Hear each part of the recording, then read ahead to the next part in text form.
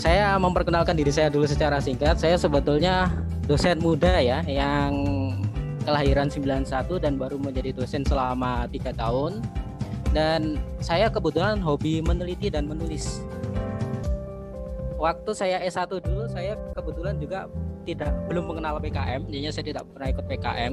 Namun ketika S2 saya sudah mulai mengenal dunia tulis menulis, khususnya penulisan di artikel, jurnal, dan makalah seminar.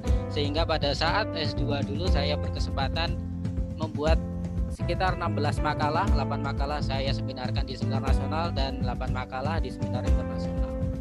Kemudian didasarkan dengan karya-karya tersebut menjadi salah satu modal saya sehingga dapat diterima menjadi dosen di salah satu universitas, yaitu Universitas Muhammadiyah Malang. Dan hobi menulis saya tadi saya lanjutkan ketika saya sudah diterima menjadi dosen muda di UMM, dan alhamdulillah saya masih diberi kesempatan melakukan berbagai publikasi, sehingga di 3 tahun pertama saya menjadi dosen saya sudah menulis 6 makalah seminar non-Scopus, 9 artikel jurnal non-Scopus, 10 makalah seminar terindeks Scopus, dan 8 artikel jurnal terindeks Scopus. Kenapa saya menyampaikan ini? Saya ingin menyampaikan bahwa saya masih muda. Saya dulu jarang melakukan penelitian, tetapi ketika saya mengenal penelitian, ternyata penelitian itu tidak terlalu sulit. Dulu saya kira penelitian itu sulit, publikasi itu sulit. Tetapi bila kita tahu prinsip dasarnya, kita tahu karakteristik dari penelitian, insya Allah setiap orang akan bisa melakukan penelitian yang sederhana tapi bermanfaat. Lalu materi ini sebetulnya sudah di-share ke para peserta ya, tapi saya ingatkan lagi, saya coba jelaskan lagi. Bila kita berbicara terkait penelitian, prinsip dasarnya adalah selalu berangkat dari masalah. Nah, ketika kita ingin melakukan penelitian, kita harus berangkat dari masalah, dan terkadang mungkin kita sulit mencari masalah di sekitar kita. Apakah memang sulit? Sebetulnya tidak. Bila kita peka, masalah itu amat sangat banyak. Dan setiap masalah tersebut bila kita jadikan penelitian akan bermanfaat bagi banyak orang. Dan ini butuh pembiasaan.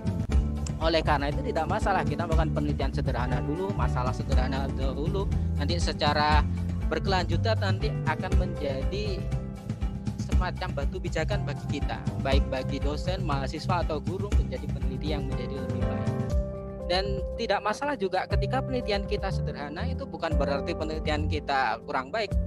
Penelitian yang sederhana itu bahkan terkadang temuannya bisa menjadi dasar penelitian-penelitian besar di kemudian hari. Dan pada masa pandemi ini kita cocok melakukan hal tersebut. Kita ambil data-data awal tanpa perlu ke lapang, dan data-data awal itu bisa kita jadikan publikasi atau karya tulis lain, skripsi, dan data-data awal tersebut yang telah menjadi laporan bisa menjadi dasar penelitian di tahun-tahun selanjutnya. Nah, kalau kita di bidang pendidikan, saya sebetulnya menelitinya di 2 bidang ya, pendidikan biologi dan biologi. Kalau di biologi saya lebih suka ke genetika dan berkaitan dengan drosofila. Sedangkan kalau di pendidikan beberapa bidang saya tekuni, salah satunya penelitian pendidikan yang berkaitan dengan keterampilan berpikir tingkat tinggi dan pengembangan instrumen. Kalau kita mengingat atau kita sering membaca penelitian-penelitian atau skripsi mahasiswa, skripsi tesis S2 atau disertasi, ataupun publikasi-publikasi di jurnal nasional maupun internasional, sebetulnya ada 3 desain umum yang biasa dilakukan oleh para peneliti di bidang pendidikan. Yang pertama adalah penelitian kuasi eksperimen, yang kedua korelasional, yang ketiga pengembangan. Ini insya Allah sebagian dari kita juga sudah paham dan sudah familiar dengan ini. Tidak akan saya jelaskan lebih lanjut. Nah sekarang kita masuk ke era new normal. Penelitian-penelitian semacam tadi itu akan sulit kita implementasikan. Kenapa? Karena kondisi sekarang masih tidak jelas. Sekolah kapan bisa kembali normal tidak tahu. Dan apakah kalau sudah normal kita juga bisa diizinkan masuk di sekolah tersebut untuk melakukan penelitian? Belum tahu juga. Oleh karena itu, kita harus mencari alternatif. Penelitian apa sih yang bagus, yang mudah dilakukan di era new normal, tapi manfaatnya juga tidak kecil. Jadinya untuk menghindari hal-hal yang kurang baik atau menghindari kita tertular penyakit atau kita menularkan penyakit ke orang lain, sebaiknya di era new normal ini kita penelitiannya tidak langsung bertemu dengan subjek penelitian. Dan di dunia pendidikan biasanya subjek penelitiannya adalah siswa, mahasiswa, ataupun guru dan dosen. Lalu alternatif penelitian apa yang bagus, yang cocok dilakukan di era saat ini? Yang pertama adalah kita melakukan analisis dokumen. Ini sederhana sebetulnya, hanya butuh ketelatenan kita membaca dokumen satu persatu. Kita lihat berbagai hal, berbagai komponen di dalam dokumen tersebut dan kita jadikan sebuah tulisan yang menarik. Dan ada beberapa dokumen yang bisa kita analisis. Yang pertama bisa buku atau sumber belajar lainnya, yang kedua adalah laporan ilmiah. Apa yang kita lakukan? Nah, misalkan kita melakukan analisis dokumen sumber belajar. Kita kumpulkan berbagai buku. Bisa juga kalau kita susah keluar, kita kumpulkan berbagai e-book. Bisa e-book yang digunakan saat ini maupun e-book yang digunakan di kurikulum sebelumnya. Kita lihat bagaimana karakteristik penulisan dari setiap e-book tersebut dari tahun ke tahun, bagaimana keluasan dan kedalaman materinya seperti apa. Adakah miskonsepsi? Dan kalau miskonsepsi tersebut hadir, apakah selalu hadir setiap tahunnya? Ini menarik sekali karena penelitian miskonsepsi pun sampai sekarang di berbagai negara masih sering dilakukan. Ini kesempatan bagi kita. Misalkan kita membaca, misalkan genetika ya, karena saya mengajar genetika juga. Nah, genetika itu miskonsepsinya besar sekali. Misalkan saja perbedaan DNA dan RNA itu sudah banyak yang salah. DNA itu unting ganda sedangkan RNA selalu unting tunggal. Nah, itu kan miskonsepsi mendasar di genetika. Kita cek gitu di berbagai buku, dari buku kurikulum misalkan yang lama 94, kemudian KBK dan seterusnya. Apakah bertahan miskonsepsi tersebut? Selain di materinya, kita juga bisa melihat bagaimana soal-soal latihan, soal-soal UTS atau UAS yang dimunculkan di buku tersebut ditulis. Bisa dilihat level kognitifnya, bisa dilihat macam jenis soalnya, bisa dilihat juga ranah atau indikatornya sesuai dengan kurikulum pada saat itu atau tidak. Ini bagus sekali. Jarang yang melakukan penelitian tersebut. Dan kalau bisa, bahkan mahasiswa pun kalau bisa melakukan ini, jurnal akreditasi Sinta 2 pun bisa publish. Kenapa? Karena saya di waktu melakukan review dan menjadi editor di salah satu jurnal Sinta 2, JPBI ya, 2 naskah kemarin juga analisis konten, analisis dokumennya berupa buku-buku. Selain dokumen sumber belajar, apalagi yang bisa kita analisis? Nah, ini laporan ilmiah. Ini lebih menarik lagi. Nah, kita bisa mengumpulkan berbagai jurnal nasional. Jurnal nasionalnya bisa pendidikan biologi, pendidikan IPA, bisa biologi, bisa IPA, ataupun jurnal internasional. Setelah itu kita lihat trendnya, kecenderungannya, kita lihat komponennya, kita lihat ketepatannya. Maksudnya bagaimana? Misalkan kita kumpulkan laporan-laporan ilmiah yang mengkaji keterampilan berpikir kritis dari tahun sekian sampai sekian, atau mungkin hanya 1 tahun saja, atau 5 tahun terakhir. Kita lihat dari berbagai publikasi tersebut, instrumen yang digunakan untuk mengukur keterampilan berpikir kritis apa saja? Apakah tes? Kalau tes itu pilihan ganda atau esai? Apakah wawancara, apakah kuesioner? Kemudian subjeknya dalam penelitian tersebut apa? Siapa? Anak SMP, SMA, guru, dosen, atau mahasiswa. Kemudian topik pembelajaran yang terlibat ketika penelitian tersebut dilaksanakan itu apa saja? Kemudian jadi pertanyaan, apa sih pentingnya? Kenapa kita melakukan penelitian semacam itu? Oh, itu sangat penting sekali. Kok bisa sangat penting? Nah, misalkan seperti ini. Ternyata setelah kita petakan, laporan yang mengkaji keterampilan berpikir kritis selama 5 tahun itu hanya melibatkan subjek penelitian kelas 10, kelas 11, kelas 7, kelas 8, dan mahasiswa. Sedangkan siswa tingkat akhir, siswa kelas 3 tidak pernah diteliti. Ini menjadi gap. yang bisa dijadikan dasar penelitian selanjutnya atau instrumennya. Ternyata instrumennya yang digunakan rata-rata menggunakan pilihan ganda. Padahal kalau kita mengukur keterampilan berpikir sebaiknya sesuai dengan rubrik keterampilan berpikir kritis yang sudah dianggap valid dan reliable. Itu menjadi sebuah temuan yang sangat penting di dunia keilmuan.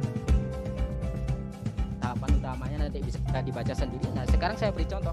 Ini salah satu karya saya bersama Bu Eko, senior saya di UMM. Jadinya pada sekitar tahun 2019 saya punya ide melakukan penelitian. Saya tidak mau ke lapang, tapi saya ingin menulis. Jadinya saya kumpulkan berbagai penelitian yang mengkaji keterampilan berpikir kritis. Kemudian saya analisis berdasarkan tadi komponen-komponen tadi. Akhirnya muncullah temuan yang menarik dan saya tulis menjadi sebuah manuskrip yang alhamdulillah sudah terpublikasi di jurnal internasional Scopus Q2.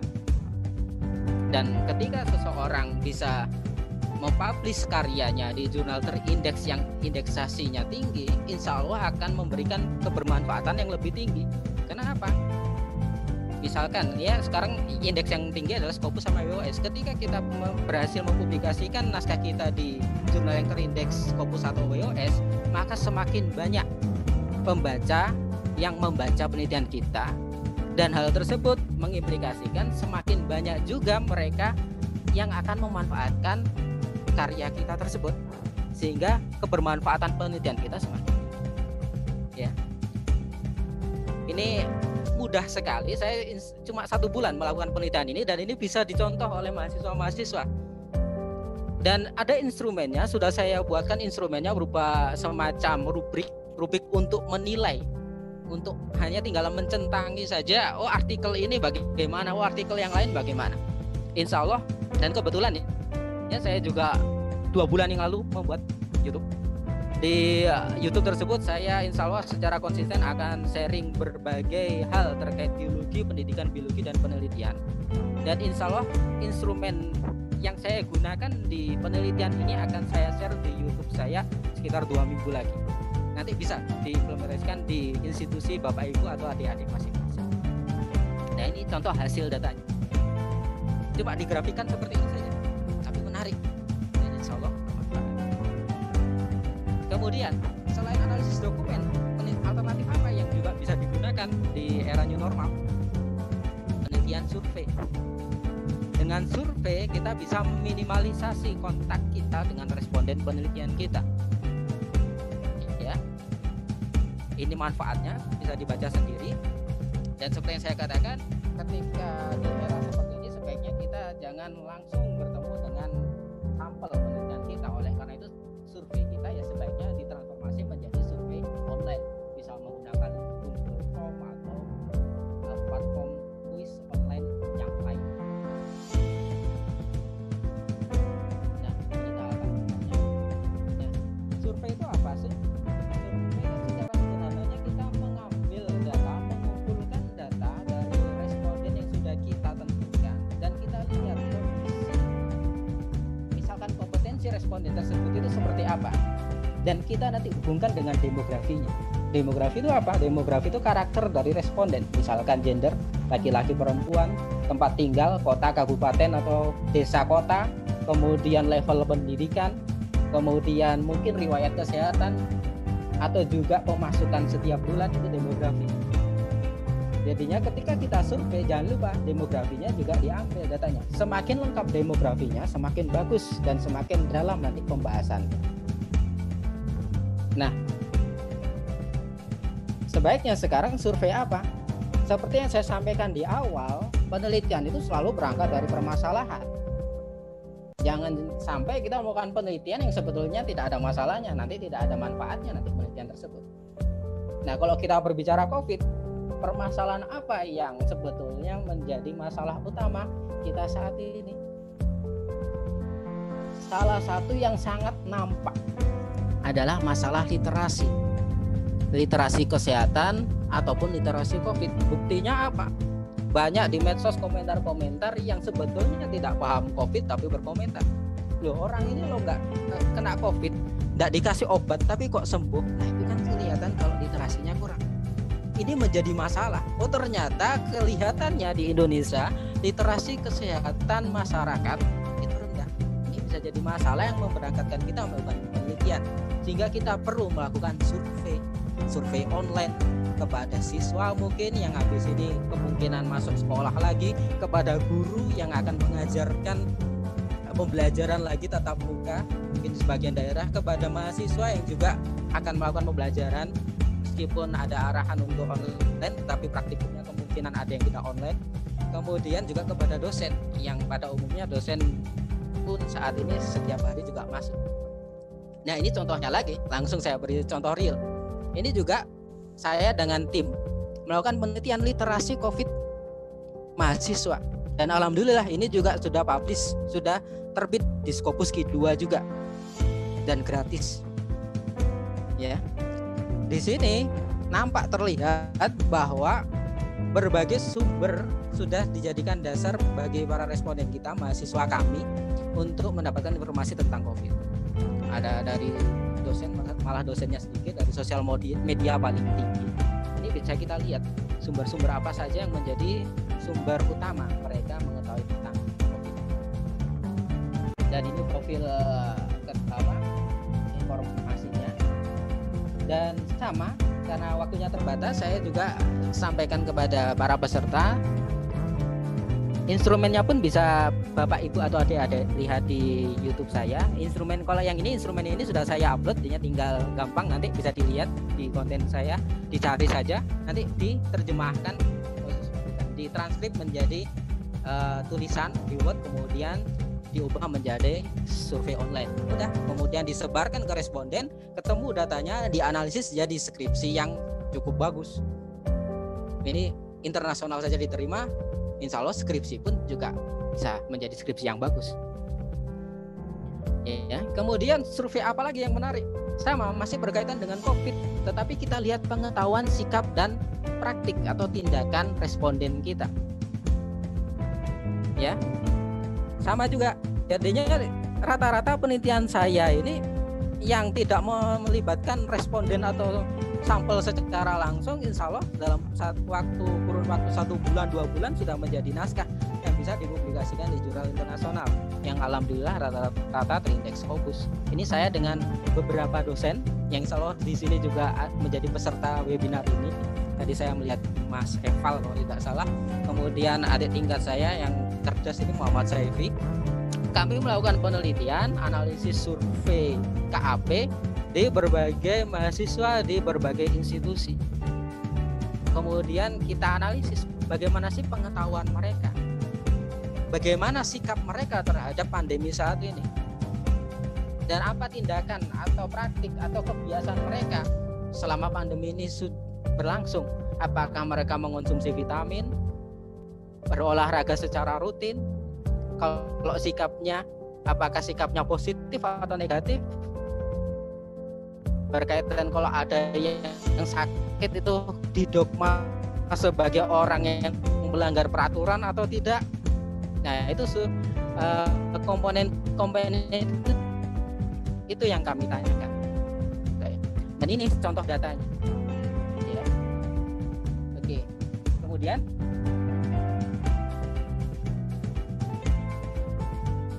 apalagi survei yang bisa kita lakukan? Sama tadi seperti yang saya katakan, survei atau penelitian selalu berangkat dari masalah. Tahu bahwa ada masalah lain yang sebetulnya menjadi isu utama di pendidikan kita, yaitu rendahnya kompetensi abad 21 para peserta didik. Bisa keterampilan berpikir, bisa literasi, bisa komunikasi, atau kompetensi yang lain. Nah ini bisa menjadi dasar penelitian kita. Kita bisa menyusun instrumen secara online, kemudian kita sebarkan, dan responden mengisi, kita analisis bagaimana keterampilan berpikir mereka,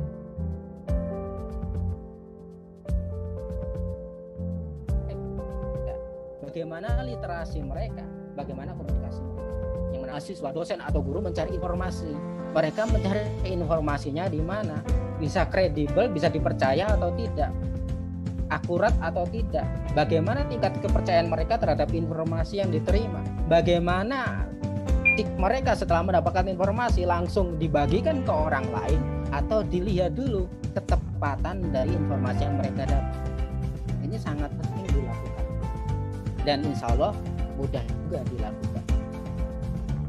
Kemudian terkait dengan pembelajaran online pun bisa kita jadikan topik penelitian. Kenapa? Pembelajaran online itu di satu sisi menjadi solusi. Di masa pandemi kita tidak bisa luring, tidak bisa tatap muka, maka pembelajaran daring menjadi solusi salah satunya. Kemudian tapi di sisi lain juga muncul permasalahan lain. Kenapa? Karena ternyata banyak daerah yang jaringan internetnya kurang, kuota internetnya yang dibutuhkan untuk pembelajaran daring atau online besar. Kemudian tidak semua pendidik memiliki literasi pembelajaran online yang optimal dan banyak juga hambatan lain. Ini bisa menjadi dasar juga kita melakukan penelitian. Dan setelah kita melakukan penelitian tersebut, kita bisa menghasilkan temuan yang bisa menjadi dasar kebijakan penyelenggaraan pendidikan di Indonesia. Itulah manfaat dari penelitian. Ya, kita tidak hanya publikasi, tetapi kita lihat urgensinya. Oleh karena itu, bisa kita simpulkan, penelitian itu selalu berangkat dari masalah. Kemudian temuan penelitiannya tidak selalu menjadi temuan akhir, bisa menjadi dasar penelitian selanjutnya. Kemudian urgensi atau pentingnya atau manfaatnya penelitian juga ada. Selain itu apa? Novelty atau kebaruan.